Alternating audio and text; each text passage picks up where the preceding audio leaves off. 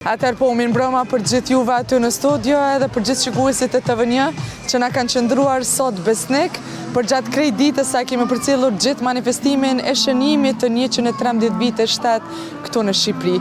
Festa ka qenë e gjithëve, jo vetëm atyre në Kosovë, por edhe për gjithë popullin shqiptar, kudo ku ka shqiptar në për gjithë botën. Ne bashkë me kameramanin Rejgj Gashi kemi qëndruar për gjatë gjithë ditës e në fakt edhe gjatë mbrëmjes së djeshme,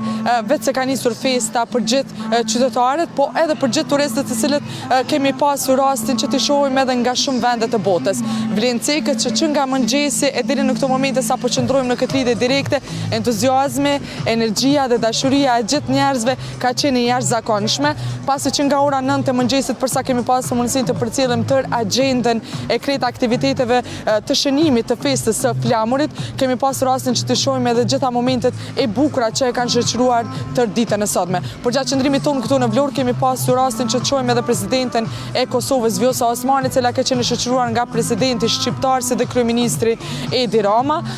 për të parë edhe ngritjen e flamurit zyrtar, siç edhe shënjohet për çdo vit radhazi, e po ashtu edhe shumë parada, shumë dalje, festa me tupana, muzikë, arktim, edhe në këto momente sa po shndrojmë, vetë se atmosfera ka nisur sa i përket koncertit madhështor, ku shumë njerëz, shumë qytetarë vetë se kanë ardhur edhe nga shumë vende, po ashtu edhe nga Kosova kemi pasur rastin që t'i shohim dhe t'i intervistojmë edhe shumë qytetarët e cilët me entuziazmin më të madh